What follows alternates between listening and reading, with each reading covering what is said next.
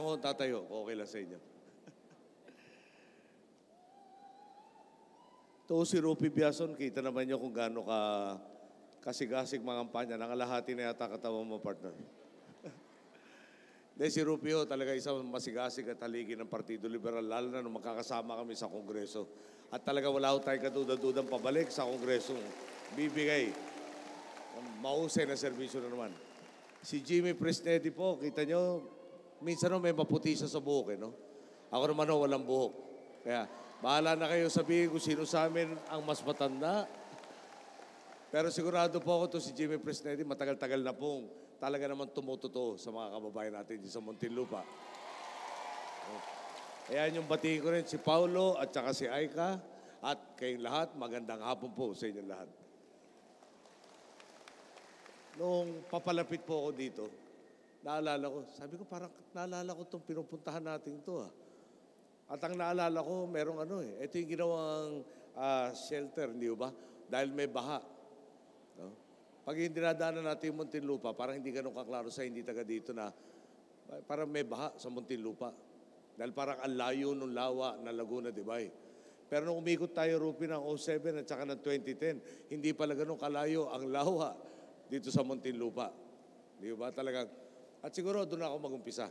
Okay? Nung kakaumpisa ko natin sa ating termino, talagang kada araw napapasok tayo sa opisina at pag-uwi sa bahay, inuulan tayo ng mga problemang ipinamana sa atin. Okay? Bigyan ko yung isang problema lang na may kaugnayan dito sa Muntinlupa. Meron ng kumpanya, Belgian company po to, binigyan ng kontrata para i-dredge yung Pasig River. Okay? Ngayon, pinaaral po natin, may nagreklamo, yung dredging para lumalim yung Pasig River, hindi raw nangyari. May nagreklamo ganon. Pinaaral natin. At meron naman tayong yung scientist na Pilipina na kayang-kayang pag-aralan. Meron bang dredging na ginawa o hindi? At ayon doon sa pag-aaral niya, kasi pag ginalaw nyo, di ba, yung riverbed na tinatawag, para bang kahoy, may layers. So at saka yung mga shells na naiiwan, madedetermine ngayon kailan huling nagalaw yung lupa pag tinignan yung layers. Madaling salita ho, 5 billion pesos ang ginugol para i-dredge itong Pasig River. Ayon po sa pag-aaral niya, maswerte na raw na 40% ng 5 billion ang ginamit sa project. Bahala na kayo mag-isip sa napunta yung 60% ng 5 billion. Okay. Anong koneksyon sa Muntinlupa? Yung parehong kumpanya, tila binigyan o bibigyan ng kontrata ng aking pinalitan para mag-dredging naman dito sa Laguna de Bay. Okay. Dahil matagumpay raw sila sa Pasig River, mas malaki ang kontrata dito.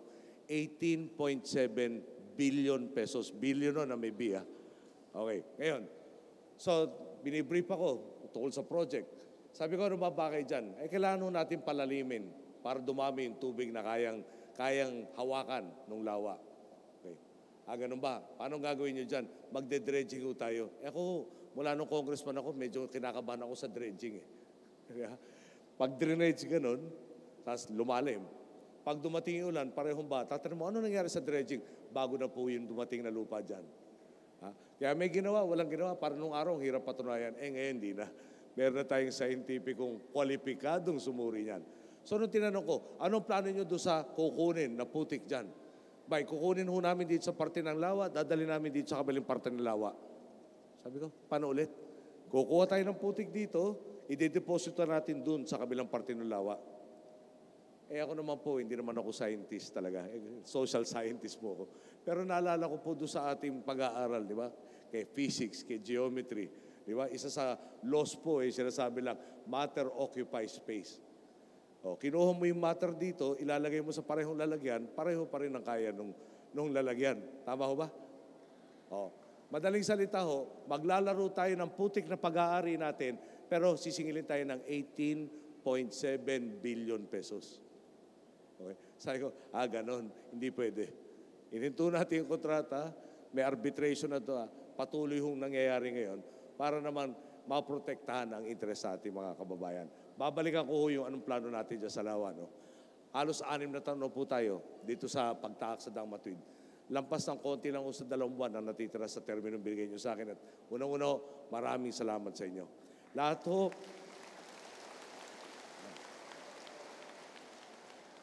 Sinasamantala ko itong pag-ikot ng Pilipinas para magpasalamat at magpaalam na rin po.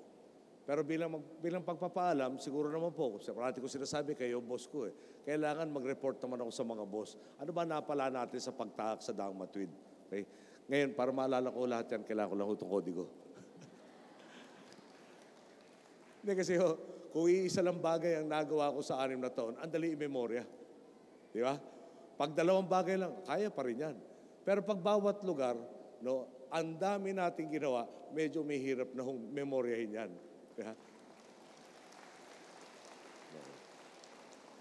Noong araw po, masigasig si Rupi, nasa Kongreso, talagang pinaglalaban na interest sa Muntinlupa. Pero ang napuntang budget sa infrastructure sa Muntinlupa, noong taong 2005 hanggang 2010, bago tayo na po, 696.8 million pesos. Bini ba? Malaki na rin pala.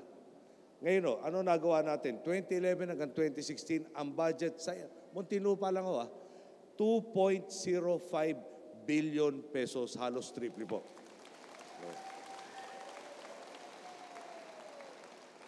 Paano ginawa ho yan? Hindi kami nagtaas ng buwis, maliban yung syntax. Yung syntax naman para sa kalusugan yun. Pero, una-una, siyempre, pinaka-importante, huwag natin nanakawin yung pondo ng bayan. Okay.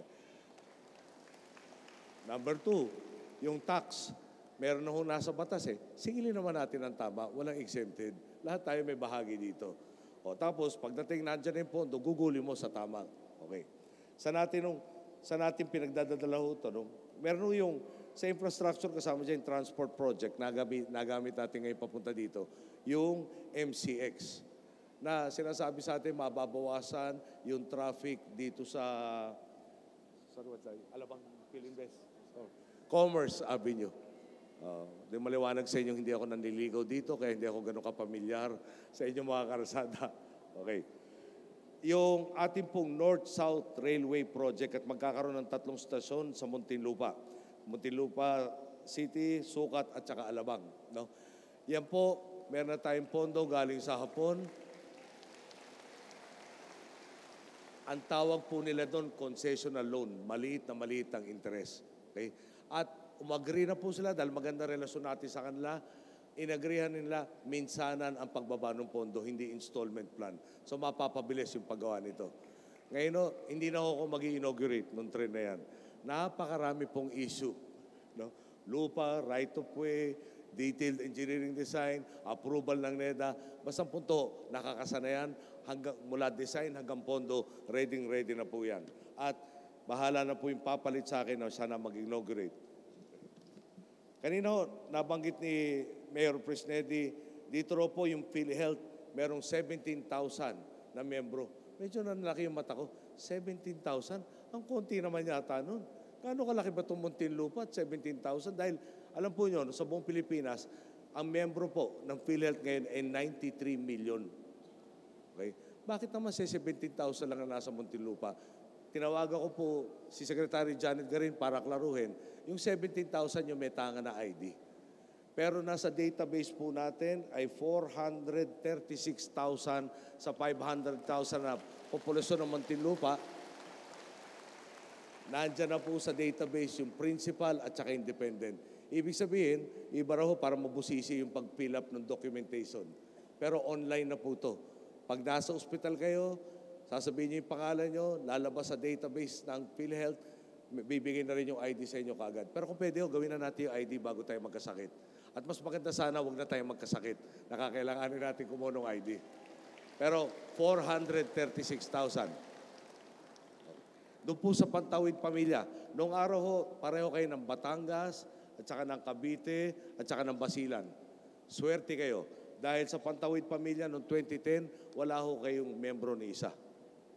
Para bang, natanggal ba sa mapa itong Muntinlupa, yung Basilan, yung Batangas, yung Cavite? Bakit wala ni isang membro? Sa Muntinlupa lang po, medyo na-update po yata yung numero 9,903 na kabahayan na po ang tinutulungan dito sa Muntinlupa. Sa buong Pilipinas po, nasa 4.6 million na kabahayan na po ang tinutulungan ng Pantawid Pamilya. Tinulungan na rin po natin yung inyong, merong programa ng DOH, Health Facilities Enhancement Program. Nakapaglaan po para sa Muntinlupa ng 31.7 million pesos at ang mga natulungan po ay yung Victoria Health Center sa Tunasan. Mukhang tama. Okay. Sama ko rin, kanina binabanggit ito ni Paulo, yung mga ginawa ni Mar bilang DILG Secretary. Yung kanilang Oplan Lambat Sibat. Okay? Sa April, itong buwan na ito, kakatapos ng period, parang ang ibinaba compared to last year dahil sa pag-implement itong programa ito, 75% reduction sa crime na nireport po. Ibig sabihin, kumpara last year, parehong panahon, 25% na lang ang dami ng krimen. Ang laki ng ibinaba. Si Maro Oso nag-isip niya Lambat Sibat.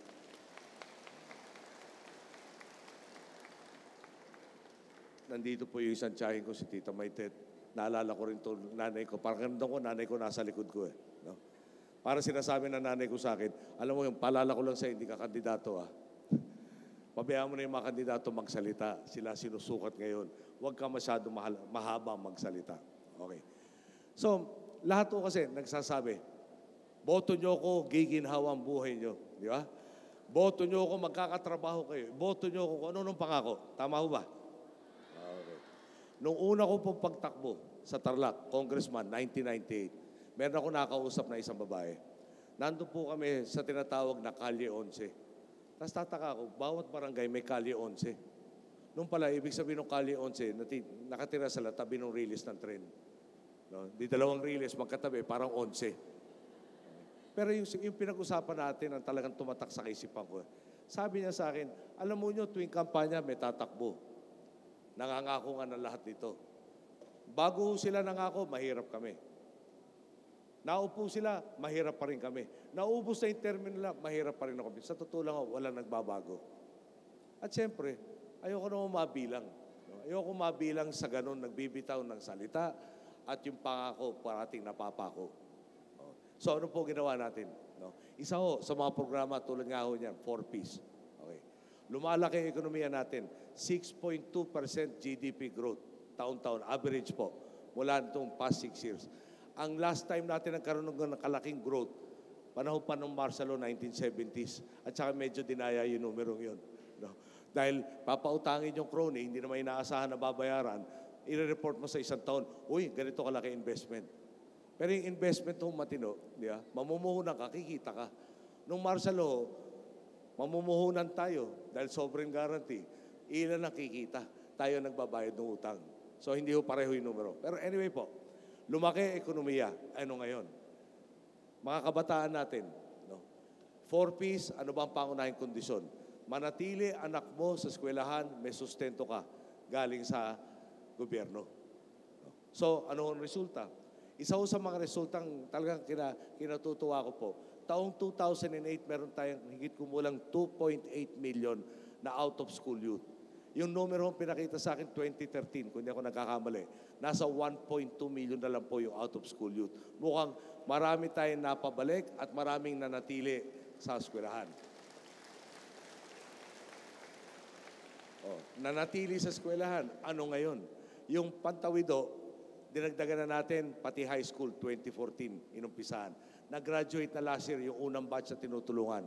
Sa unang batch na tinutulungan, mahigit 300,000 natulungan natin at sa grupong pong yun, lampas 13,000 honor student. Okay? Dati hindi na magtatapos, ngayon honor student. Ito pa maganda. Yung honor student na dalawang nagsalita para sa kanilang lahat. Nag-apply sa UP College of Engineering. Alam natin, quota course po yan.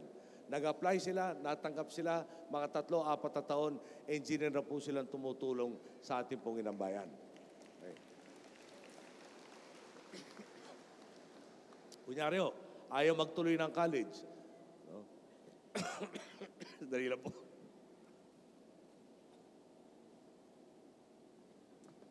Kung ayaw magtuloy ng college, makagraduate lang raw ng high school. Dagdag ng 40% ang kikitain o potensyal na kikitain ng mag-aaral. So, dito po, TESDA, kasama ang DepEd, no? Nagtulungan. Graduate ka ng high school, ambisyon po natin, lahat sila meron ng kakayahan para merong magandang trabahong papasukan. Okay? At palagay ko naman successful dahil ang ating placement rate sa TESDA, nung araw po, nasa 28.5%. Ibig sabihin ng placement rate, nag-graduate ka, 6 na buwan, may trabaho ka ba? Wala. Sa atin po, nasa 72% na ang nakakaroon ng trabaho bago umabot yung pang-6 na buwan tapos mag-graduate. 9 million course graduates po yan. No. Ngayon, nung silbi nun, nag-graduate sila, umayos yung buhay nila. Yung susunod nun, kunyari pumasok sa TESDA, nag-training para sa BPO, yung mga call center. Unang taon pa lang na nagtatrabaho, nagbayad ng buwis, bayad yung ginastos ng gobyerno para paaralin siya. Yung susunod na 30-35 taon nagtatrabaho siya, kumbaga bonus na po yan, at pwede tayong magbigay ng parehong pagkakataon doon sa susunod na salinlahi. Yung po, pag sinabi nating, di ba, pagagandahin ang buhay mo, hindi salita. Kailangan may plano, kailangan may direksyon. Dagdagan ko pa, bakit mababa yung unemployment rate natin at record na naman? Isa ho sa inabol natin, kausapin ang mga negosyante. No? Alam niyo yung trahedya nung kakaumpisa natin, may mga pumasok sa kurso ang tawag Physical Occupational Therapy. Nag-graduate, 4-year course, may board. 5 years sila nandun. Nang lisensyado na yung trabahong marami nung pumasok sila sa kolehiyo, wala na nung nag-graduate. Mahala, sabi nila, lipat tayo. Nursing, gano'n na naman. 4 na taon, board na naman, 1 taon. Gumastos ng $250,000 para paaralin yung anak. Nung nag-graduate, lisensyado na, wala na naman yung trabaho ng nursing. Bakit ba ganun ang trahedya? Mag-aaral ka, pag natapos ka, wala na yung hinahabol mo. Sinubukan natin palitan yan. Kinausap ang negosyante, kinausap ang industriya. Ano ang kailangan yung trabador? 2 years from now, 4 years from now, 6 years from now. Para yung nag-aral naman, na nagpakahirap, makapasa, makuha lahat ng kanyang titulo, may pupuntahan. Ayun na po, ang resulta, ngayon sabi sa akin yung nurse na marami dati, 250,000 yata yung sobra natin, 1 taon lang yan. Nung ako'y kakaupo, ngayon po parang kulang na tayo na nurse. No. Dagdagan ko pa po. Okay. Galing ako sa Negros Occidental, pero bago muna yung Negros Occidental. Ano ba sitwasyon natin sa mga lugar tulad ng Apayao, tulad ng Lanao del Sur? Sa Apayao po, isa nakapanayam namin benepisyaryo ng Daang Matuwid. Sabi niya, alam mo nyo nung araw, pag mamamalengke kami, kung anong kaya namin bitbitin sa 2 kamay namin, yun lang ang pwede namin bilhin. Dahil mula sa kami, yung sitio namin, patupunta ng bilihan, walang karsada. Lakad sa gubat. Ngayon, pag may nagkasakit sa amin, dadaan rin sa parehong gubat, 2 araw lakaran para makaabot sa ospital. Yung gubat namin, nagmistulan na rin sementeryo. Dahil yung masakit na malubang, sinubukan namin dalhin sa ospital, hindi na po umabot. Bakit na kinukwento sa akin yun? Dahil sabi niya sa akin, ngayon sa ilalim nyo, may karsada na kami. Minuto na lang ang usapan para umabot sa ospital. Sinabi pa ng governor ng Cebu, Chibulot, alam mo nyo, nung araw, pagandahan kami ng ambulansya. Pagandahan ng ambulansya. Bakit kailangan maganda yung ambulansya? Wala naman yung ospital kami dadalan dito. Kailangan aabot yung ambulansya namin sa karating na probinsya para may pag-asa yung kababayan namin gumaling.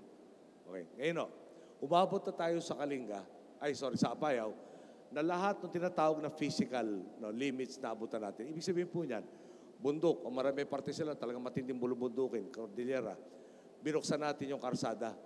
No? Kailangan tinatawag na compacting, yung sisiksik muna yung lupa. Kailangan 2 tagulan yun.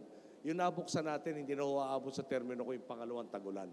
Kaya may mga parte na iwan natin na hindi pa napipave. Dagdagaw pa po yung kwento. Punta naman tayo Lanao del Sur. Sabi ni Governor Radyong sa akin, may 2 bayan. Para puntahan yung 2 bayan na to, ang tatakbuhin niya, 8 oras. Okay? Governor ka, probinsya mo, para makaabot ka doon sa pupunta mo, 8 oras. Kako kahaba naman biyahe yata yan. Alam niyo, yung Maynila, papuntang Baguio, dapat 4 oras Ito, sa loob ng isang probinsya, 8 oras. So, natural pag yung gobyerno nahirapan puntahan yung kanyang sinasakupan, hindi natin maasahan maasikaso yung sinasakupan. Tama ba? Pag pupunta doon, 8 oras papunta, 8 oras pabalik. Kung natutulog rin siya ng 8 oras kada araw, 1 araw na yung dalaw niya doon. Wala na siya ibang gagawin. O ngayon, binireport sa atin ni Governor Jong, yung karsadang pinabuksan natin, 1 hour and a half na lang yung dating 8 oras sa biyahe. Okay. May mga parting hindi pa raw na semento at na asfalto. Kasunod na yun. At pag natapos yun, yung 8 oras, magiging 1 oras na lang na biyahe. Madaling salita, may kakayahan na rin yung local government ng Lanao del Sur, puntahan lahat na kanyang sinasakupan. Mababawasan na tayo ng mga magiging rebelde sa Lanao del Sur dahil nakikita nila yung kalinganan ng Estado. Dagdagan ko pa po, isa na lang, Negros Occidental. Yung airport po sa Negros Occidental, nasa Silay. Yung Silay po, ang pupuntahan natin Bacolod, landing ka Silay, dadaan ka ng Talisay, pupunta ka ng Bacolod. Okay. Nagulat ako nung pagkarating na parang hindi ko nakilala na lahat ng karsadang dinaanan namin. Ang daming beses po tayo nagpunta ng Bacolod. Pero mas maganda pa yung nakita ko nung pabalik sa airport kinabukasan. Meron pong 2 binakurang lupa. Isa, binakuran ng Ayala. Yung isa naman po, binakuran ng Mega World. Sabi lang, dahil dumating yung karsadang ito, mukhang magandang i-develop itong lugar na ito. Ano ang resulta? Bakod pa lang ang tinayo nila, tumaas yung halaga raw po ng lupa, tumaas yung real property tax, dumagdag ang kakayahan ng local government unit ng Talisay para tugunan ang pangangailangan. Saan napunta yung pondong dagdag? Bumili sila ng sarili school bus nila. Napunta ko kasi sa Special Educational Fund. Bumili silang IT equipment nila. Meron silang feeding program para sa kindergarten hanggang grade 3. Sustentido rin po nung dagdag galing sa real property tax. Meron pa hong dagdag sa mga allowance sa mga mestra nilang papunta sa liblib na barangay. At mga 7 o 8 po ang nangyaring dagdag sa kakayahan ng Talisay dahil nga po naglagay tayo isang karsada dyan, nakitang ready na para i-improve, para i-develop yung lugar na yan.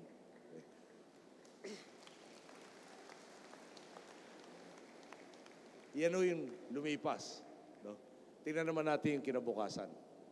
Kanina ho, ang dami kong, alam niyo yung trabaho ko naman no? Habang kakausapin ko kayo, patakbuhin ko rin yung gobyerno, kaya labas-pasok ako kanina dito. Ang dami hong tumatawag sa atin kung ano nung kailangan. Habang nasa labas, so tinitingnan ko yung lawa. Alam naman po nyo, no? Meron din tapos na yung disenyo, at yung nga masakit, hindi ho natuloy yung bidding. Wala hong nag-bid dahil patapos na yung termino natin. Yung plano na gagawa ng ring road dike para maibsan na yung pagbaha sa mga lugar dito po sa basta dito sa portion po nyo. Okay. Ngayon, ang pambayad natin doon sa private sector na maggagawa, malaki ho itong proyektong to Bilyon-bilyon ang gagastusin. Yung lupang marireclaim. Okay? So madaling salita, may karsada tayo, bubuksan pati yung parte ng Rizal na medyo mahirap puntahan ngayon. Meron kayong proteksyon sa baha, dadagdag pa yung halaga nitong lupain na nasa baybayin ng Laguna Lake. Okay. Ang problema lang ang pambayad natin sa kanila, yung marireclaim na lupa. Ngayon, kailangan ako mag-issue bilang Pangulo, proklamasyon na pwede itong i-alienate at i-dispose. Ang problema ko, i-reclaim pa lang yung lupa. Wala pang pwedeng i-alienate at i-dispose.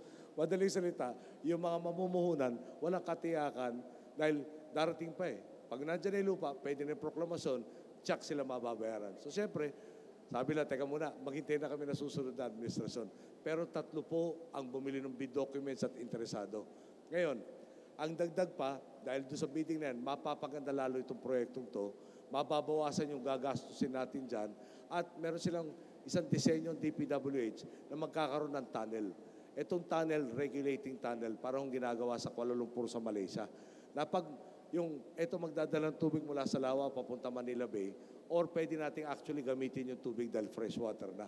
Madaling salita, may kailangan tayong infrastruktura, meron mga interesado magtayo nito, babayaran pa tayo sa pagtatayo niyan, at malaki pakinabang natin yung sandali na lang magiging katotohanan na po ang mga proyektong binanggit kong to kung ipagpapatuloy na susunod sa akin yung ginagawa natin.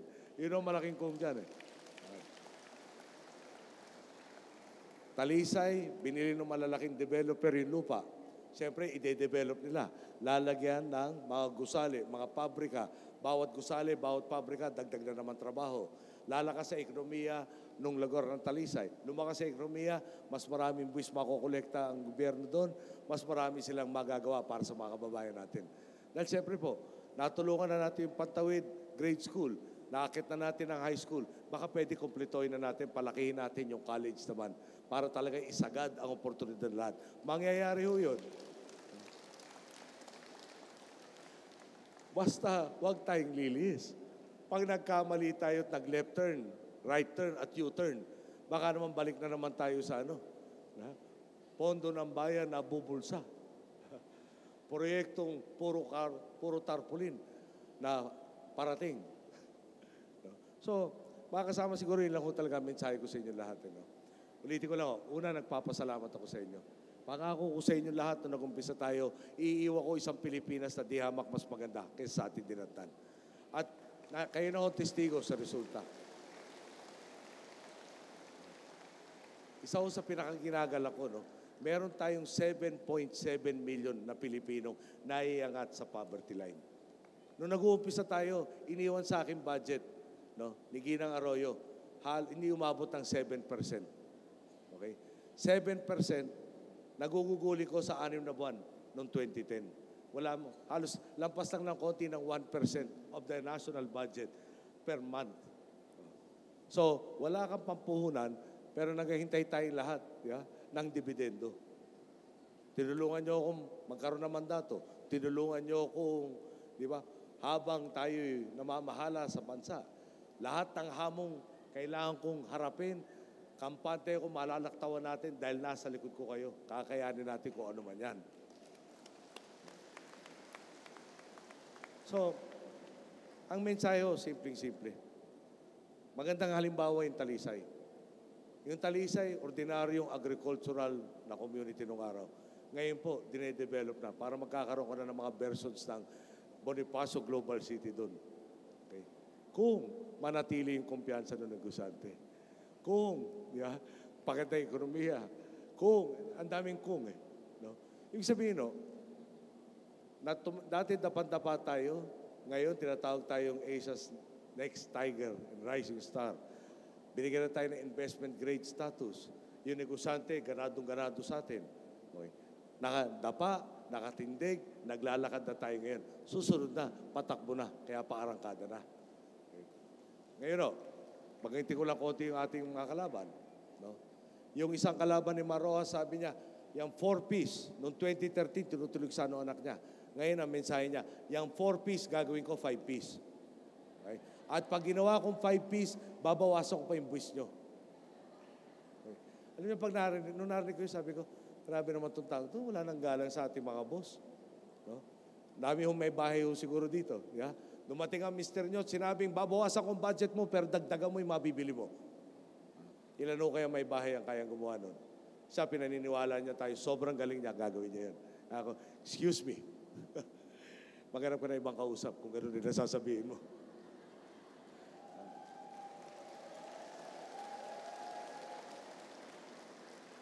Yung isa naman, medyo bago talaga. Pag nangako, grabe. Sabi sa akin, isang pinangako raw, lahat ng lugar lalagyan ng ospital. Paano kung yung dalawang bayan magkatabi, di ba? Parang ganong kalapit, hindi masyadong liblib. Tulad sa Metro Manila ho. Anong sense nahahatiin natin yung budget ng DOH? Pwede tayong bumiling makina na importante sa medisina pero mahal. Pero makukuha lahat ng 5 munisipyo. Bakit natin hahatiin yung pambili ng importanteng aparato na yon para mabigyan yung 5 munisipyo? Diba? Pero pinangako na nga ho yun. Ang ganda pakinggan Lahat may ospital. Siyempre, unang tanong doon, kailangan ba ng ospital? Meron bang ibang ospital na malapit na tinutugunan na? Pwede ba yung ospital na nandyan na, pagandahin natin ang serbisyo, palakihin natin yung kakayahan? Imbis na magtatayo tayong ospital. Alam niyo yung Health Facilities Enhancement Program, kwento sa akin ni Janet Garin, ating Secretary of Health, may barangay health station. So may gusali, papasok ka doon, may mesa, uupo ka sa silyang katabi ng mesa, kaharap mo yung barangay health worker. Walang aparatong nandun, walang pang-blood pressure, walang thermometer, walang weighing scale, wala lahat. So anong ginagawa doon sa barangay health station? Magkukwentuhan kayo ng barangay health worker. Okay. Yung Health Facilities Enhancement Program, talagang nilagay natin ang aparatong kailangan.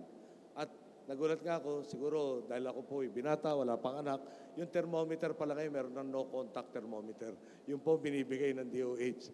Hindi na, yung panahon ko kasi sinusubo Okay, isa pa. Meron isang kandidato na tila maganda ngayon sa survey. Puro bukang bibig, mura, away. Kinakalaban lahat. Tanong ko lang sa inyo. May problema tayo sa West Philippine Sea. Malaki ang katapat natin, malaki ang ekonomiya, dambuhala ang ekonomiya. Dambuhala rin ang kanyang puwersa militar. Kaya ang solusyon, awayin natin yung kakampi natin. Nakakatulong ko kaya yon? Meron bang trabaho na malilika kada murang ginawa mo? Meron ba napag-aral ng tama? Puro away ang hinahabol mo. Siyempre matututo yung batang nanonood na ganun. Gagayahin niya yung maling asal. No? Hindi yata yung gusto natin matuto. Tama ho ba? Masakit pa nga ho sa akin, 30th year ng EDSA ngayon. 30 years ago, doon tayo lumaya. Bigla ngayon, may mga nag-aastahang magdididikta na naman. At ano ba yung diktahan? Ako masusunod, ako lang ang magaling, ako lang ang tama, lahat kayo sunod. Ba? Ako, ewan ko na lang. Palagay ko yung taong bayan mulat na mulat sa ating pinagdaanan, di napapayag maulit muli. Tama ho ba? Balik ako naman yung mga kandidato natin. No? Si Mar, no? Yung iba nangangako, gagawa ng trabaho. Si Mar gumawa na ng trabaho. Yung BPO, yung call center. This year po, 1.3 million ang diretso ang empleyado. Last year kasi napunta natin yung 1 million. This year rin po, idadagdag sa ekonomiya natin ng BPO industry, inumpisa ni Mar, $25 billion. Hindi ho pesos. Si Mar, hindi man siya nangako, dadagdagan ng trabaho, ginawa na niya, may trabaho. Yung direct employee, 1.3 million. Yung iba ho, yung nagtumatao sa convenience store, yung nagmamaneho ng taxi, lahat ng indirect employees, times 3, times 4. So may 1 million na direct, may 3 to 4 million na indirect, lahat pong trabaho yun, nagumpisa dahil naisip ni Mar, bagay, itong BPO sa Pilipinas. At talaga namang hahong nagdadagsaan itong mga kumpanyan dito sa atin. Sabi ni Isa, tatapusin ko yung krimen in 3 to 6 months. Sabi ko sa kanya ngayon, talaga ba? Sabi niya, teka muna, isosuppress ko na lang. Dati, tapos, di ba? Talaga, ako lang ba nakarating doon?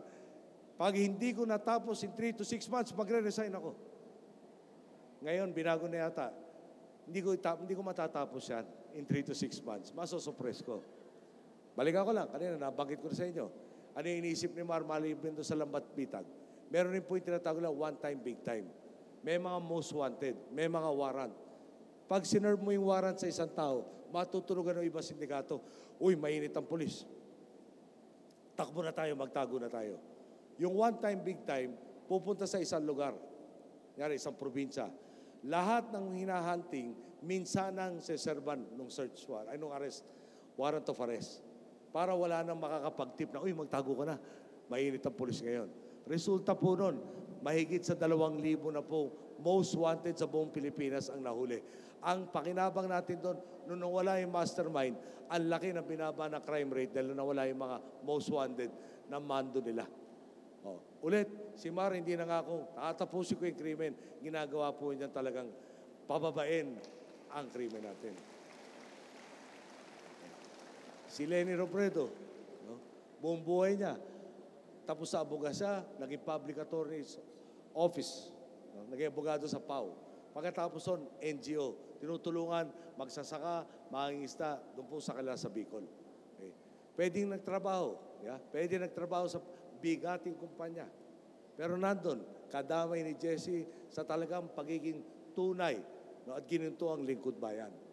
No? Alam nyo, nakita ko po, siyempre, lahat tayo iniisip natin, yung leader natin darating matatag ba? Importante ang Vice President. Pag may nangyari sa President, automatic siya mamumuno sa atin. Kaya kung anong batayan natin sa Presidente, yun rin ang batayan sa Vice President. Okay? At si Lenny nga ho, aksidente ni Jesse. No? Siguro pinakamatinding, hindi ko na makakalimutan doon, nakuha na ho yung bangkay ni Jesse. Naabisuhan na ho ko na 3 araw na kasing nasa ilalim ng tubig yung iba na at masama na itsura. Nilapitan ko po si Lenny at sabi ko sa kanya, Lenny, hindi kaya mas maganda? At si Lenny ho, hindi ko ganun kakilala. No?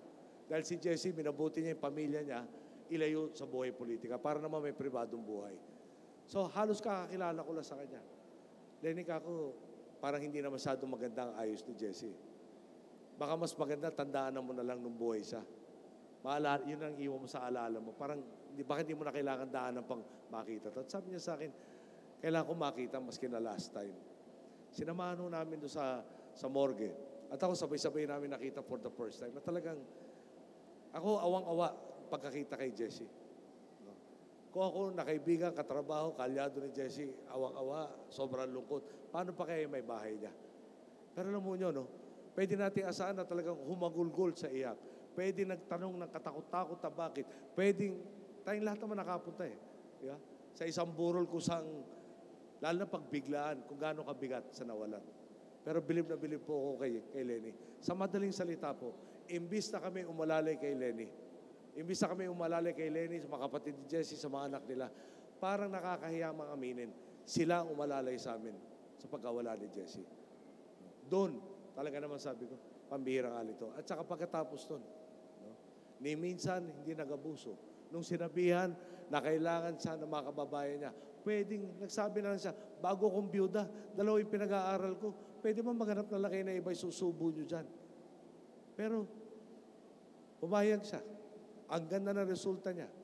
Ngayon na naging congresswoman na siya, pwedeng re-election na lang. Mas madali na yung kampanya. Nilapitan ko at iba pa mga tao, Lenny, kailangan ka natin bilang pangalawang pangulo. Kailangan kang kasama ni Mar. Pwede ka bang pumasok dito sa mas masalimuot na laban to? Matagal yung pinag-usapan. Marami yung luha ang dumaan sa kanilang mag-anak. No? Yung pwedeng nakiusap na pagbigyan naman niyo ako magpahinga ng konti. Lalo pang pinabagit ang trabaho. Pero tulad ng dati, tumutuo siya sa atin. At nandiyan na nga si Lenny. Talagang yan ang kaisa-isang angkop na maging pangalawang pangulo natin. Sa pagtatapos po, no, tandaanan lang po natin. Noong 2010, ang sabi niyo sa akin, tigilin mo lang yung kalokohan, malaking bagay na yan. No? Noong 2010, wala nag-isip sa atin, 7.7 million na kababayan natin naangat sa poverty line. Nagagawin tayong investment grade, na meron tayong 4.6 million kabahayan kayang tulungan.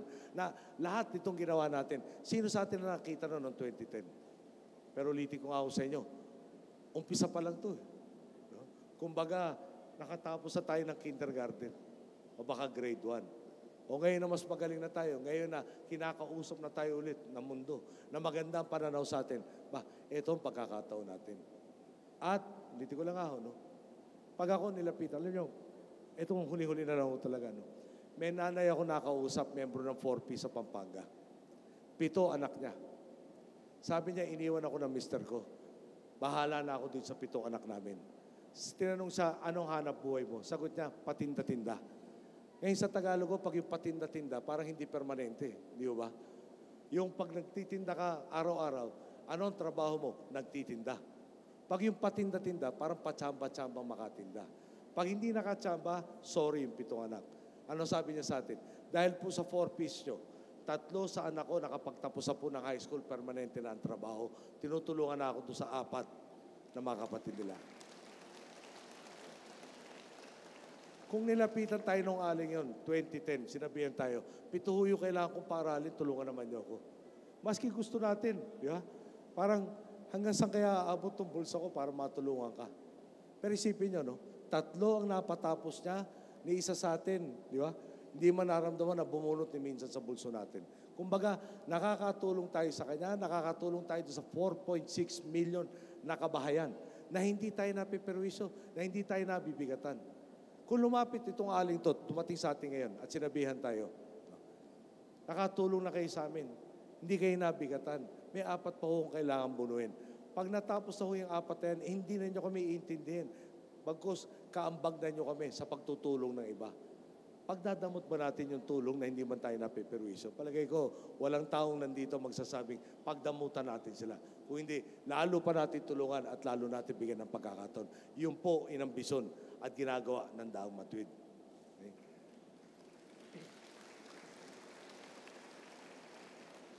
Alam mo nyo, araw-araw, may mga nagte-text sa akin. Sabi niya, bakit ba ganito mga survey results? Gawa mo ng paraan. Bakit naman tayo babalik sa dati? Kumbaga kung noong ka ba? Siguro gusto ko isagot sa kanila lahat. Mayo, no? Ikasam ng Mayo, ano ba yung boto ni Noynoy Aquino? 1. Lahat tayo, pare-parehong boto natin. Lahat tayo yata ay merong responsibilidad sa pupuntahan natin. Kayong gumawa ng pagbabagong ating pinapakinabangan ngayon. Kayo ang pwedeng lalo magpalago nitong bagbabagong to at maging permanente. Pag ako bumoto, boto ko isa.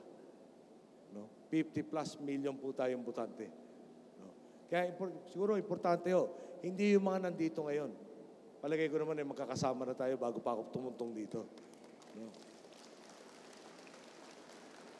Pero hanapin natin yung nasa labas na naliligaw. Paalala natin kung ano nakasalalay pag nagkamali ng desisyon. No? At ulitin ko nga no? Babalik tayo, may siga, diktahan, bawal kumontra. Dinaanan na natin yan. No? Wala tayong napala maayos dyan. No? At pag-isipin nga nyo, kailangan namin ng trabaho, away ang bibigay ko sa iyo. No? Kailangan namin ng payo, mumurahin kita. Ano ba tayo aabot dun? Kung ganon ang estilo. Ulit, ang poder po nasa mandato ng taong bayan. Ang responsibilidad nasa taong bayan. Magpakapagod na po tayo. Ito natitira 11 araw. No? Buusin na natin yung oras natin para maliwanagan yung mga naliligaw. Sa dulo po niyan, siyempre, pinakamaiksi na po. Pag tama ang ginawa natin, 6 na taon na lalo natin mapapalakas ang Daang Matuwid. At lalo pa tayong lalayo.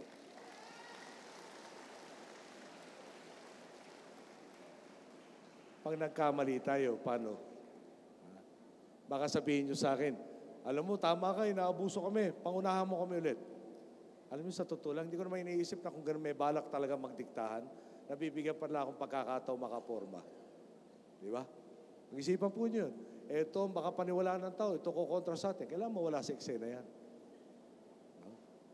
Kaya, dito ko na pinapakiusap. Alam nyo, nung pinaslang ang aking ama, doon po nagdesisyon ako. Ano ba ang tangan sa atin para makontrol tayo ng diktadurya? Pakukulong kita o papatay kita? Ako namili. No? Tatay ko bumalik para magkaroon tayo ng pagkakataon ng mapayapang pagbabago. Maibalik yung demokrasya. Pagbalik niya, hindi man siya pinagsalita. Alam po niyo yan. No? Hindi man pinatuntong sa lupa natin. At doon po, nangako ko sa kanya, binigay mo buhay mo, mapayapang pagbabago. Kaisa-isa akong anak na lalaki. Tulad sino man sa inyo, siguro mangyari yung ganun. Na sobra pa sa baboy na kinakatay, di ba? Ang pagtrato. Ang papasok sa kalooban nyo, paghiganti. Pero binalikan ng tatay ko, mapayapang pagbabago. Kaya nangako po ako sa kanya, basta wala silang gawin sa nanay ko, sa mga kapatid ko, kung pati ako, kunin na nila, pipilitin ko yung gusto mo, mapayapang pagbabago. Ngayon, kahit 1987, panahon na nanay ko bilang Pangulo, nagkaroon ng kudeta, naambus ako, 3 sa kasamahan ko patay. Isa lang kong kasama ko na buhay. Tapos sunon, yung buhay ko, at saka nung pag-uwi, nung 83. Kung ang tangan sa atin, tatakuti ka, ikukulong ka, ni Ginoong Marcos. O tatakuti ka, pwede ka mamatay.